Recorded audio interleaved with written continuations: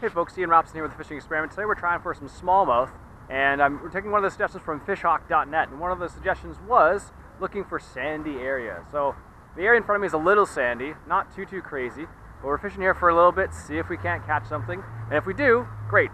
I know there's a few other sandy areas on the Rideau River, which is where I'm fishing today. Also the date is September 30th, so almost October. So we're going to try and target some sandier areas and see if we can't get some. So I just moved spots. Just trying a little bit upstream from where I was before. Someone was feeding the seagulls over there, feeding the ducks, which attracted all the seagulls as well, which made my life a lot more difficult for fishing because you throw something out there, you think you're throwing food to them. So just drifting it past this little spot. There's a rock in the middle of the channel here. Gets a little bit deeper and I see a rocky sandy bottom. So we're just going to give this a go, see if we can't catch something. I don't know. Oh, that's a fish. Ho ho ho ho! Didn't realize that. Didn't even see that one. Oh, I did not expect that at all, folks. Nice. A little smallmouth. Not too big. I thought it was in the weeds. Jeez. Come on. I guess I have my drag a little bit tighter this time. Someone suggested I tighten my drag, and there you go. There we go, folks. Look at that beautiful little bass. Smallmouth bass, they fight so hard. I didn't think I was going to catch anything here, folks. That's gorgeous. Let's see if we can get a quick picture of it. All right, there you go, folks. Let's put him back. Oh, he's ready to go. Oh, it's cold water. Whew. I was just drifting that lure downstream again, just like Leo Shang suggested. There you go, folks. I don't think I've ever caught a smallmouth from this area, but they're around here still, so that's good news. Oh, I just saw a large, nice little smallmouth take a swipe at this. So I changed up my lure. Totally not what it's meant to do, but I was using a tube with the EWG hook. Didn't work so well, but the fish still took a swipe at it, so I'm going to switch it out for one of the stick baits I have in my pocket here. I'm going to go for this sinner, which is the pink color, in case you're wondering what the sinner is.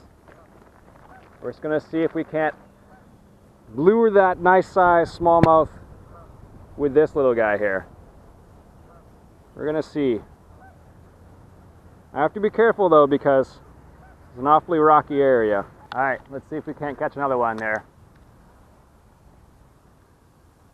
We'll see what happens. I totally saw the smallmouth come out and dart at it too. And that was awesome to see. Smallmouth are so aggressive. So I'm actually upstream, and I'm upstream for a specific reason because it's easier to set the hook.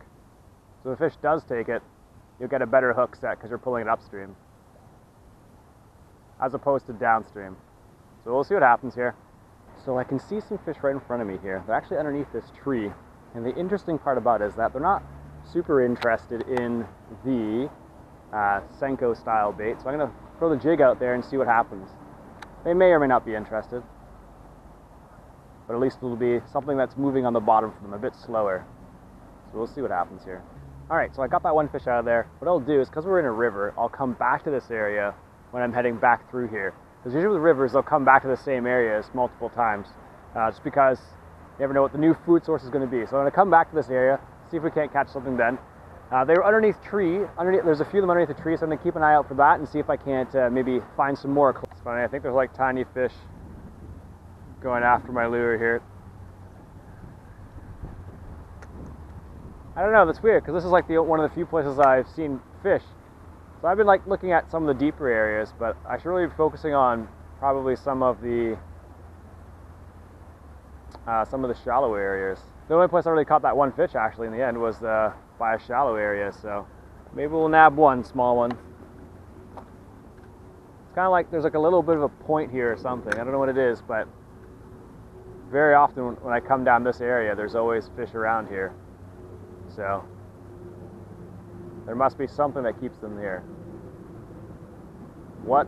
I'm not sure, but something. And that's what's interesting about fishing sometimes, is trying to figure out the fish. Most of the fish I've seen have been around wood.